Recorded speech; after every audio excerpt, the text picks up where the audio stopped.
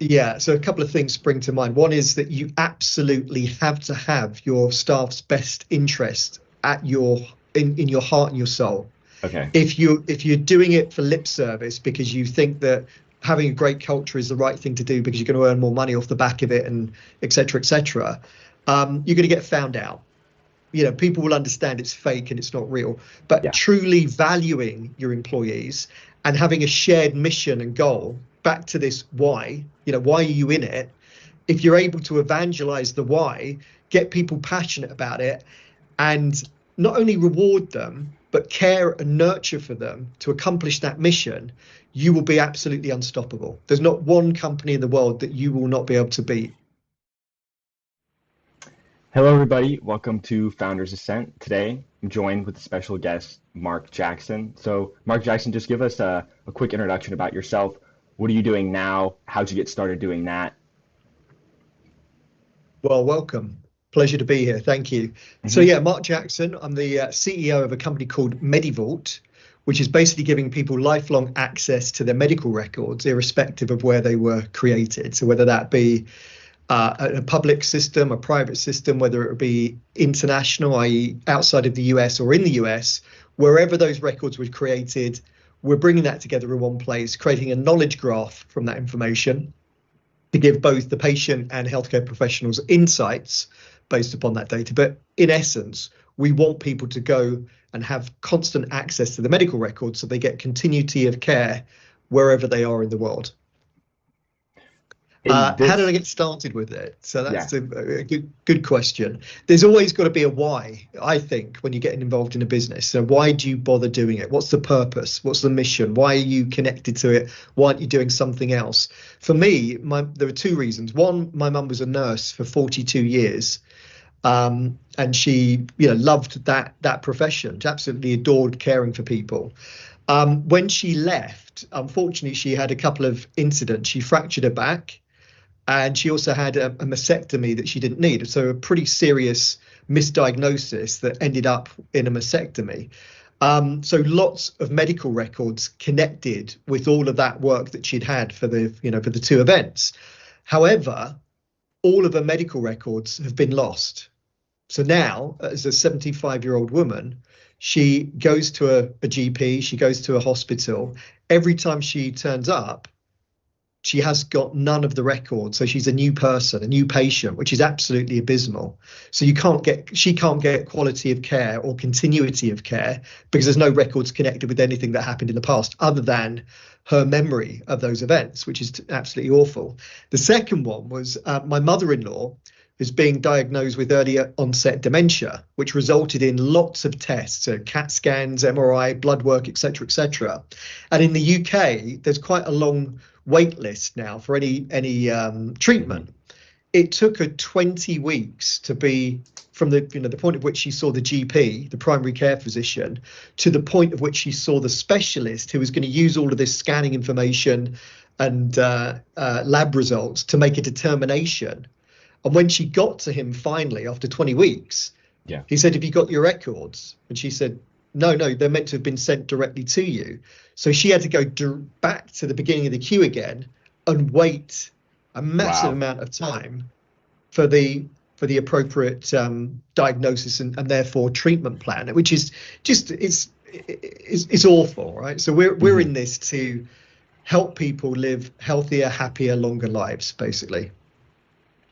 Wow. So, um, the thought process behind Medivault was to, it's like a third party coming in to store this medical data to make sure that the hospitals aren't the people messing it up, right? Yeah, and it's quite acute in the US. In the UK, we've got the NHS, which is a public healthcare system, which sounds great, right? So you've got Okay. one body which is already, which is free at the point of care. Hmm. In the UK, the challenge is the NHS is not just one entity; it's 43 trusts. So Okay. there isn't one NHS, and each trust has got its own tech infrastructure. So if you move from one part of the country to another, it doesn't mean that you will get constant access to all of your information in the app that they provide. you have to transfer that information, which is a real complicated, messy process. It's painful. And in the UK, if you think about the healthcare system, it's lots of independent entities who actually want to keep you within their ecosystem. So to do that, they'll give you an app. So if you went to, say, Cleveland Clinic, you'll get access to something called My Chart, which Okay. is provided by Epic, which is the big systems provider for that hospital. And they will lock all of your medical data into that My Chart system, which is Okay. great. So if you carry on going to Cleveland Clinic, happy days, everything's there. You go outside of Cleveland Clinic and get something else done, that data resides now in a different system, in a different app. So there's massive amounts of fragmentation. And then you extrapolate that to people who are global and mobile. I've lived in 3 different countries. I spent 5 years in the Middle East, 11 Yeah. years in the US, and now I'm back in the UK. I, as a 48-year-old man, have got 0 medical records because they're all locked in these disparate data silos that I've engaged with throughout my life so far. And we just want to eradicate that. We want to put everything into one place and put the power into the patient's hands, so that no longer, when they go for an appointment, do they risk the fact that the person who's doing some diagnosis on them or treating them doesn't actually know who they are, other than what you say verbally in the first half of the conversation with them. Okay. Gotcha. Gotcha. So you've lived in 3 different countries. So Yes. can you talk about your experience doing that and why were you living in other countries? Yeah, so let me give you a sort of a short journey of my career, and it'll Okay. sort of make some sense of like why I ended up where I ended up. So I joined a very acquisitive Canadian company called Thomson Corporation. And the point at which I joined was in '99, and I joined them as a new business salesperson. So picking up the phone, cold calling. My first client base was hedge fund managers in the City of London. Hmm. But this company, at the point I joined, was starting to dispose of all of their non-electronic information businesses. So they sold a holiday company called Thompson Travel, I think it was.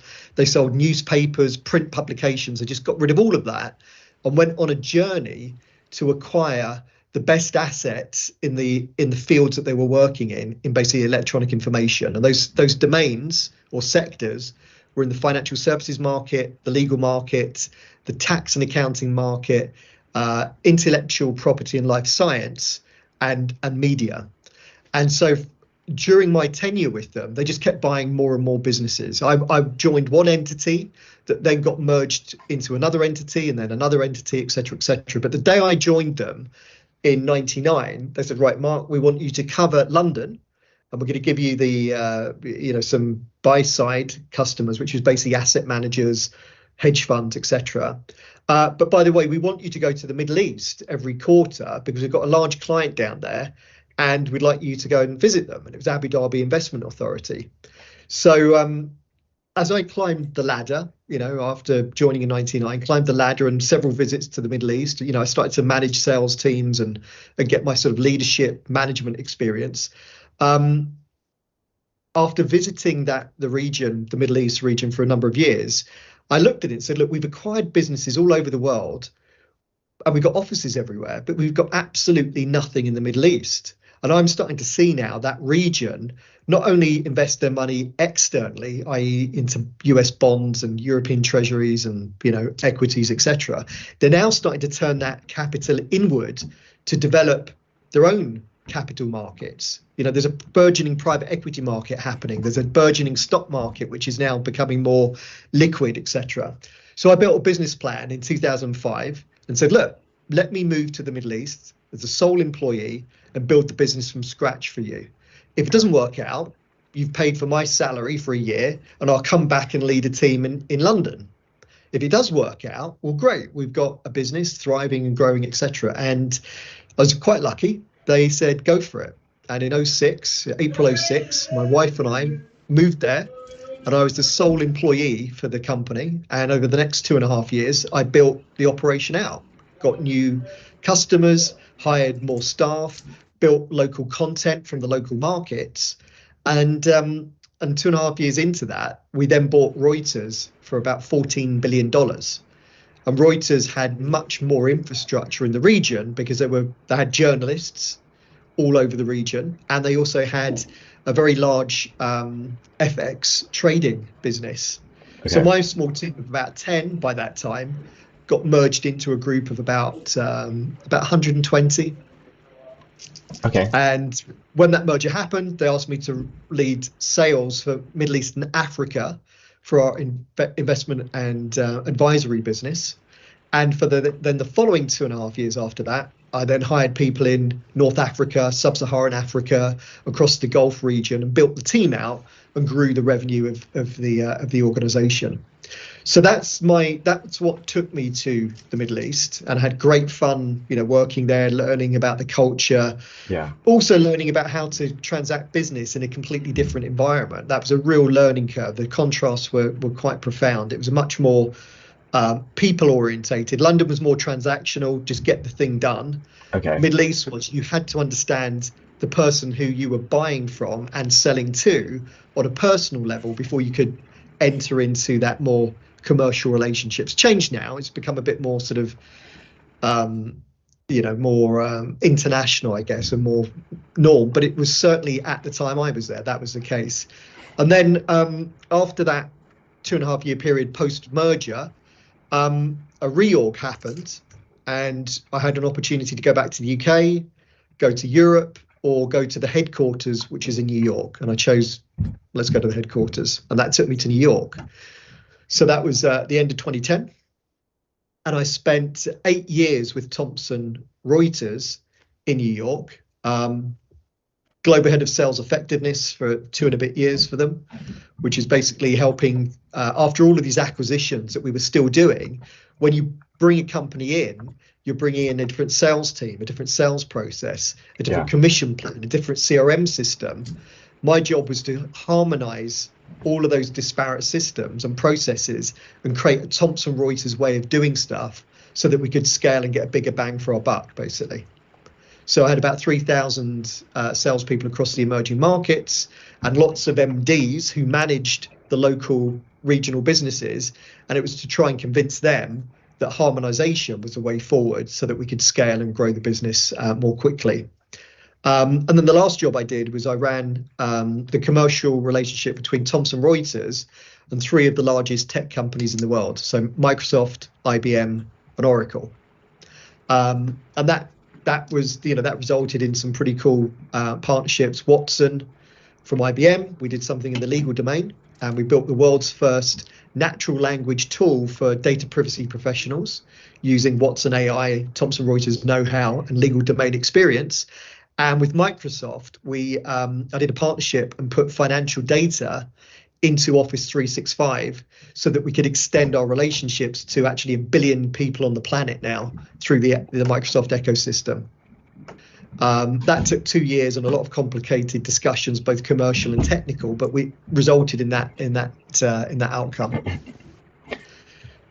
Okay, interesting. I want you to talk more about the harmonization after the merger. What did that process look like? Because that sounds very difficult to do. And what are some things that you learned along the way in the process of doing that? Yeah, I mean, my career at that company was all about mergers and acquisitions, Yeah. not structuring the deals myself, but Okay. actually being on the receiving end of them as a individual contributor salesperson at one point, but then all the way up to a leader at the other point. Not a leader, not doing the transaction, but impacted by the transaction. And it was always the same issue that I felt within large corporates, was that there was a reason why the transaction was done in the first place, and it was either to get revenue, acquire revenue, or acquire technology, or acquire access to a domain that you didn't have access to. And I think very often what I found is that mergers in big companies don't go particularly well because they don't execute the transaction properly. On paper, it sounds great. The strategy behind it sounds great. There's a great earn-out for the acquired company, but the one consuming and integrating that into its own business, the biggest challenges I ever found was, in essence, they were brought in, but they were then still left as a standalone entity operating independently. So the Okay. synergies of the transaction were actually never felt. And that reason for that was often the acquirer and the owner of the acquired company had an earnout based upon results post-merger. And in order to guarantee those earnouts, what they would do is say, right, we're going to operate as we were before, you own us. But if I'm culpable for these metrics, which will get me my payout, then I do not want any encumbrances on my ability to drive that revenue. Wow. So that would then affect the ability for that company to be culturally absorbed and actually fulfill, find its place in the organization. Hmm. That was one thing that I found. The flip side of that is I've also seen acquisitions where we brought amazing technology and amazing teams that were doing great sales, but then they got brought into a large company. That capability was then put onto the toolkit of the sales channel that was doing the acquisition. And because it was a low value or lower value from what they were primary selling, it would fall by the wayside and nobody would actually bother selling it because there were bigger ticket items here. This might be very strategic, but lower commission earning for the sales team. Okay. Therefore, they wouldn't spend any time on it. So the key thing is, I guess what I would say, the key thing is to understand what are you trying to accomplish with the acquisition, and therefore incent the right behavior across the entire organization to make sure that it's actually fulfilled. And that's the piece that most people miss out. Yeah. So at the end of the day, you want to make sure that you're buying companies that um, that you're able to merge with well and stay as one unit instead of two separate business units that are under the same ownership. That's what I'm Well, I understanding. think I think I think you can do either, but you've got to Okay. be exceedingly clear with the What? entire organization, top to Okay. bottom, as to the rationale why you're doing it. Why you're Okay. buying it, and B, why you're integrating it in this way, because your leading salespeople Okay. will try and figure out how they can earn more from a resulting acquisition. And what you don't want to do is let them try and figure this out and stumble across it and waste time if it can't be actually fulfilled, or if there's resistance to it because the guy who sold the company doesn't want your team involved in anything because all he wants to do is execute on his revenue to get his earn out. So Okay. that's you've got to understand why you're doing it in the first place and be very clear as to how the integration is going to work and what outcomes you want from it, and then you incent the right behavior across the entire organization to ensure you get that outcome. And that's the piece that most people just don't concentrate on. They don't think carefully about it because a lot of people structuring the deals aren't from the commercial organization. They're Yeah. strategists or they're M&A guys, they're whatever. They're not operators who actually truly understand it. Okay. That actually makes a lot more sense now. You were talking about earlier how you were learning a lot about how to manage people, and I want to talk or ask you more questions about that because I think that's a pretty interesting topic. What have you learned over the course of being, CEO at a few different companies now, and just being in a manager position in general? What have you learned? Like, what are some strategies that future managers, current CEOs could take note of? Yeah, so a couple of things spring to mind. One is that you absolutely have to have your staff's best interest at in your heart and your soul. Okay. If you're doing it for lip service because you think that having a great culture is the right thing to do because you're going to earn more money off the back of it and et cetera, you're going to get found out. People will understand it's fake and it's not real, but Yeah. truly valuing your employees and having a shared mission and goal, back to this why are you in it? If you're able to evangelize the why, get people passionate about it, and not only reward them but care and nurture for them to accomplish that mission, you will be absolutely unstoppable. There's not one company in the world that you will not be able to beat. And I witnessed that firsthand through COVID. I joined the CEO of this health tech startup in the neurodiagnostic space in December of 2019. Had a plan, to take the business forward. Come February, March the following year, COVID struck and my plans ripped up, right? A completely different plan because the world's different. We didn't fire a single person during that time, but we Wow. were hemorrhaging. We were hemorrhaging money. We were losing. Our EBITDA was just in a nightmare position. We decided to do a salary deferral. And so the lower down you're in the organization, the less percentage the deferral would be. The higher up, the higher the percentage of your salary would be deferred. Okay. And by doing that, we were able to reduce our cash burn. But importantly, what we said to the employees, it's a deferral. We're going to pay you back that money when we get out the other side of this. And we're actually going to do it with 5% interest as well. And Wow, we that's did it. interesting. And we Because did it. And wow. we paid them back interest. And what it got from all of our staff Uh-huh. was an absolute demonstration of we value and we cherish you. And my mantra to everybody, and it's always been this case, is I want to create the greatest platform for you to become the greatest version of yourself that you can be. Think of us as an employer, as your springboard, your platform to do incredible things. Because I always look at it that if I'm crap to an individual, right? If I'm a really bad employer, they're going to go home, they're going to kick the cat, kick the dog, be crappy to their wife or partner, horrible to their kids, moody to their neighbors. I'm creating a really crap environment that I don't want to be a part of. I don't want to live in a community like that. So I don't want them to go away from my organization with that negativity, because it's just going to create a ripple effect that's actually going to impact me in the long run anyway, either as a human being or as a business owner. So far better to try and figure out, well, how do I become a platform that allows you to be the greatest version of yourself? Because then great things are going to happen. If you left us, what are you going to do? You're going to probably forever think, what a great company, and I'd love to be able to help and support them if you stay in our industry. So there's always ways that this comes back. It might not be immediate, but that's the way that I operate. And I've just seen incredible things happen as a result of that.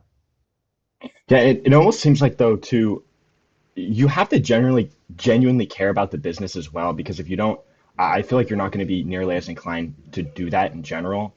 Like it needs to be something that you are excited to wake up for every single morning, right? Yeah, And I think that at the end of the day, you need to find that, and then that would 100%. probably allow you to be a more humble individual and serve your team. Because it sounds like what you're talking 100%. about is you're serving them, they're not Yeah. serving you, right? Yeah, 100%. It has to be, and it's again back to the why. Why on Yeah. earth are you doing what you're doing? It can't Hmm. just be because I want to make a lot of money. Yeah, there has to be a north star, a reason why you want Yeah. to. When you're feeling a little bit tired, or you've lost your confidence, but you still push forward because the impact of what you're doing is important to society in a societal aspect. That's what drives me.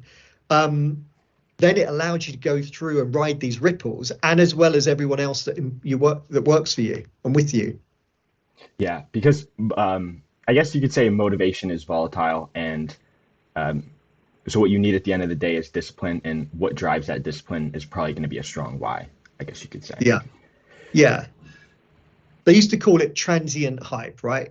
I could be this evangelical leader jumping up and down, motivating my staff, and whilst I'm shouting at them and high fiving and they love it, Yeah. everyone's in the moment with me. But as soon as I leave and they're left to carry on, it's like, well, actually the work I'm doing is not very inspiring. The culture's not inspiring. I don't really like the sector I'm in. Transient hype doesn't last. It's not continuous. It's just for the moment. And so that's why you need the why and the purpose and the spirit, I'd call it, and the soul to shine through in what you're doing and why you're doing it. Yeah, and so I think it really does sound like your why right now for your current company is very strong. Could you, how long have you been doing that for exactly? I joined in April of this year Okay, and created this thing. gotcha, gotcha. Yeah, I mean, the why here sounds, I mean, extremely strong based on the personal experiences that you were sharing earlier. Yeah. And, and so, can you talk us through about what the experience running this company has been like so far, as opposed to previous experiences? Yeah. The how can I describe this? So first part of the career, super large corporate, global offices, 55,000 people, Yeah. left to join my first company as a CEO, some tiny company, $8 million in revenue, 70 people. But, established, three businesses. I joined as three businesses were merged together and they needed someone to come in and lead that. And now I'm at a pure startup. So nothing, Yeah. and I'm having to build it all. So I've gone from big corporate, I'd say SME, small, medium sized enterprise, now absolute startup. They're very, very, very different. Very different. I sort of say the first part of the career, big corporate, you learn a tremendous amount, you get exposed to lots of stuff. I didn't go to university. I went straight to work. I would look at that as my sort of university degree where I got paid and was experiencing the stuff in practice. And Yeah. there's good and bad about that. I'm not advocating it one way or the other. It just worked for me. Second bit is, okay, got all this corporate knowledge. Now I want to prove that I can do it as a C-suite executive and take all of that knowledge and apply it. And I did. I doubled the revenue of this small company and turned the EBITDA around and got 7 quarters of growth through COVID, launched their SaaS subscription business from naught to a nice monthly recurring revenue number. Nice. And did that. And now it's okay, let's roll my sleeves up and do it from scratch. It's much, much harder from scratch. Much, much harder. Because you're raising money, right? Which is you're trying to inspire people with the vision, and at the same time you're trying to inspire people with the vision, you've got to then get customers on board, or at least early adopters. You've got to get the tech built in the way that it needs to be built. You need to get advisors in. So it's always this sort of like dynamo effect of trying to create excitement around something that doesn't exist and draw people into it, so that little by little you can piece it together so it does exist. And so it's a small series of steps that you need to undertake to do, a little bit like a sales process, but one on steroids, because there's lots of different aspects to that. But it's hard. It's not easy. It's not easy at all. And so a lot of your work right now is pitching to VCs or people I'm not met. going after VC. I'm Okay. not at this stage. I'm going after angel. I don't want to go in for institutional capital at this point. Primarily because I don't want to give away too much. They're going to want their pound of flesh, Yeah. and I want to move it forward further enough so that when I do get them on, it's further down the line and they can take a little bit less. So what is majority of your time been spent on right now? Um, It had been, I've succeeded now, getting Okay. advisors, right? Really, really solid, credible people that an investor would look at and go, great, I understand why you've got that person. Okay. And I understand what that will then open up into the future. Second one was partners stroke early adopter customers, credible names, again, which investors would look at and go, great, if you get them on board, terrific, you're off at the gate. Okay. And then also employees, so earmarking potential employees that I could hire when I get the capital in to get this Yeah. thing moving forward, and a lot of pitching, to the right audience. And that's been an interesting experience because it's something I haven't done before. And there's lots of classic things that people say, like you need to throw as much mud at the wall as possible and hope that some of it sticks. But what I've found is that cultivating the relationships is the most important thing. Because if you get an intro to somebody through somebody else, Hmm. it lessens that randomness about the introduction and sort of gives them more credibility to who you are as an individual. I found it a much more smooth process actually getting the introduction. So a lot of my time has actually been networking, building up those relationships, and actually through that not pitching or selling first, but actually doing the more human connection. Gotcha. Gotcha. Is that something that you learned from doing business in the Middle East or no? um yeah, I think so, probably. Yeah, and also just in I think generally as you get older, Yeah. um maybe you become a little bit more patient and a bit more willing to sort of step back. Maybe I don't know, maybe the ego goes down a little bit more and you're able to sort of not get, I'd say when I was younger, I was a bit more sort of protective over everything and a bit more sort of, worried about how I might be perceived, etc. I feel a lot more comfortable in my own skin, I guess, than I ever have done, meaning that I don't feel the need to compete as much as I like from an ego perspective with Okay. others.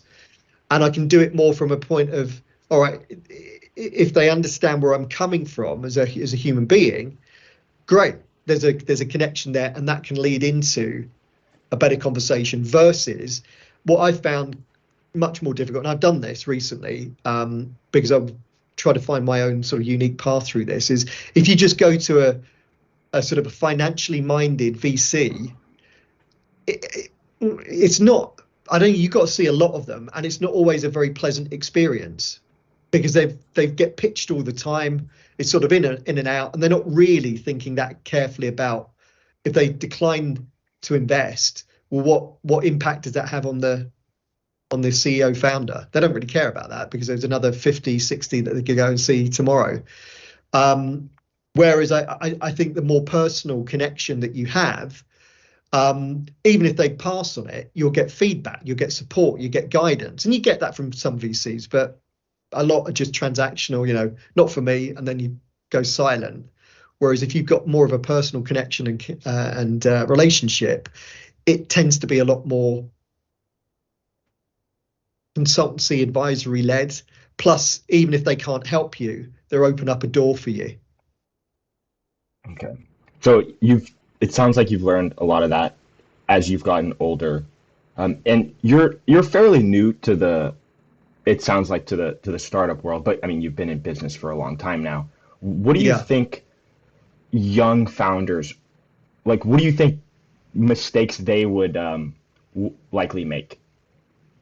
Um, Getting too wedded to the idea without actually having it validated.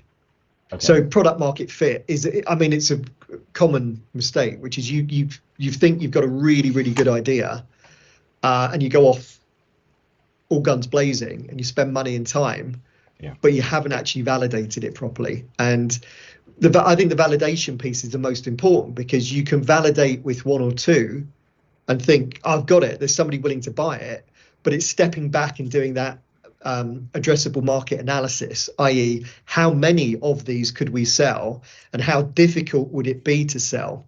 And often what I've done, whether it be in partnership discussions or whether now as a founder, I always actually in selling, even selling big enterprise solutions, it's thinking about what happens before somebody uses what you sell, what happens during, and what happens after. And what I mean by that, what's the workflow? So what workflow happens before they engage with the thing that you're selling, and what happens after they finish engaging with your thing and they move on to the next phase of the workflow to execute whatever they're doing. If you understand that journey, you can then figure out, okay, I might have a really good idea and it might solve a problem, but I've got a rat's chance or cat's chance in hell of selling it because getting it integrated into this or that is never going to happen, for a startup. So it's just trying to be very, very considered over, okay, I've got a great idea. One person, two people want to buy it. Okay, how big is the market opportunity, the addressable market? And more Yeah. importantly, what does the ecosystem around it look like? And how likely is it that I could actually penetrate that? What would I need to be true in order for this to be $100 million business or a $50 million business? Okay. So it sounds like your approach is doing as much research as humanly possible. Would you advocate for making like the most minimum viable product humanly possible? Because I've heard some people say that. I guess it also depends on what product we're talking about here and how many hours it would take to make that. But that's Yeah, another approach I've heard. You could reach out to people too, and I've heard people say that you should reach out and tell them that you've got this product, and if they say they're interested, say that you're going to release the 2.0 product or something like that, yeah, and just start making it after they say that they're already interested. Start marketing yeah. your product before it's even a thing, I guess you could say. I think there's a case for that. I think you categorized it correctly, which was it's how much you get time and money you're gonna have to spend on that. And if Yeah. it's not very much, go for it. Okay. I think the other piece of it is that no matter where you get your experience, you need experience, right? No, it's highly improbable that a first-time founder is going to make $1 billion on the back of the first thing that they've ever made. You know, you've got to go through a journey, whether you do that journey in a big corporate like I did, and sort of, you know, took me a number of years to then become an entrepreneur, a proper entrepreneur, or you come straight out of university and you just go for it. You've got to build up experience, and there's nothing better than getting your hands dirty and living and breathing it versus, you know, I'm not a great fan of consultants, and I saw a great skit just now on LinkedIn about McKinsey. If you can find it, watch it. It's just sums up the industry in its entirety, which is you get people out of university, they go and consult, they've got no experience in the real world, but yet they're telling the rest of the world how to operate and structure and et cetera, et cetera. It's experience is key. It's absolutely paramount. Okay. Yeah, I've heard a lot of people dog on consultants. Is it because they don't have any skin in the game and that they're actually not gaining the essential lessons that you would if you're actually in the business, in the company? Or what's the thought Yeah, process behind that? I think there's certainly that. I think there's this, and I'm not disparaging it, because you need to be this in order to be a consultant, because no one's going to give you any money if you don't. But there's an arrogance to it. Okay. There's an arrogance of, okay, I'm straight out of university and I'm going to go and tell people within an organization who've been operating what to do and how to do it, because you've theorized it, which basically means you took it from a different company, you've copied it, turned it into your own, and now you're going to tell me to run it this way. Okay. And also the war stories. You know, what tends to happen is you'll get a playbook, a theorized playbook, which will be given to an organization, and this is partly the organization's fault. What they'll do is adopt it wholeheartedly without thinking of the practical implications of doing so, which then just creates a massive problem, because it can't be implemented. Culturally, it doesn't fit, or strategically, it doesn't actually work. But because it's been sold to the C-suite and millions of dollars have been spent, it then gets pushed through the organization. So there's a resentment element, which is, you know, you're telling me something which is not going to work, and you've gone to my boss's boss's boss to sell it, and now I'm forced to do it, and I Yeah. know it's impractical and it's complete nonsense. Okay. Gotcha. And I'm So, dogging on them, right? I know I'm dogging on them real bad here. And yeah. there are some very good ones out there. And actually, it's good to recruit consultants and bring them into the real world so that they can get their, you know, as employees, because they're very smart. But it's just, if you stay in that world, it's yeah, I'm not a fan. Gotcha. Gotcha. You and many others, it seems. I know Steve Jobs was not a big fan of them. But But so, as we start to wrap up here, I want to ask you one question before we get to the end rapid fire questions. What can we expect to see from you over the next few years? What are your goals? What are we going to see you doing in 5 years? well, we will be at a point of which Medivault will be fully democratized. So my aspiration is every person on the planet can, if they want, get Okay. access to this and use it to house all of their medical records, so that they get to live healthier, happier, more contented lives. That's what the outcome that I want. Anywhere on the planet, there's nothing inhibiting us from truly globalizing this product, because there's a need everywhere. Okay. And from a tech perspective, it's super lightweight and can be deployed. So a global launch at Medivault in a town, city, borough near you. Gotcha. Gotcha. That sounds like a pretty good plan to me. Okay. So, for these rapid fire questions, we got six of them. So, first one here, how much sleep do you get?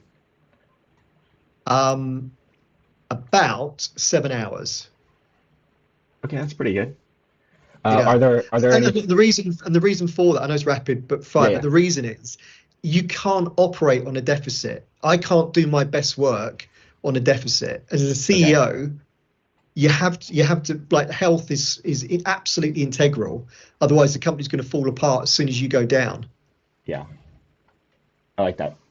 Next one here. What's your favorite book and why? There's a couple, but one springs to mind is The Way of the Peaceful Warrior. Why? It was turned into a film. The film's rubbish, but the book's great because it's basically about life. And the other one was Celestine Prophecy, sort of interlinked. It's back to this the why really. Both those books helped me get to my purpose and my why. Okay. Next one. You start your career over again tomorrow with nothing. What's the first thing you do? Um, oh, that is a really tough question because my mind goes to plan, Hmm. right? Have a plan laid out.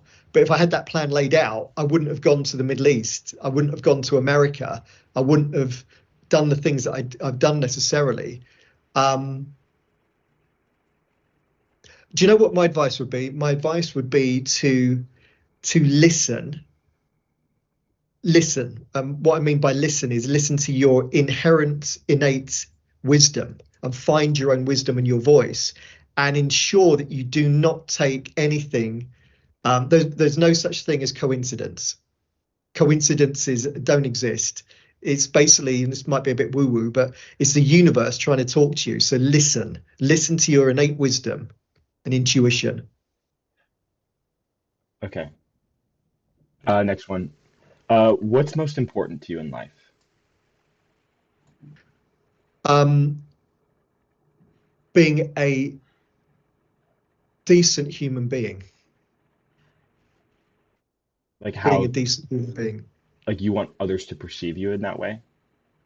Uh, I don't really care what others perceive. What Okay. I want is to do the right thing, basically, to do the right thing. And I've got a very clear understanding about what I think the right thing is, which is about empowering people to be the best versions of themselves and never leave a deficit in any situation that I'm involved in.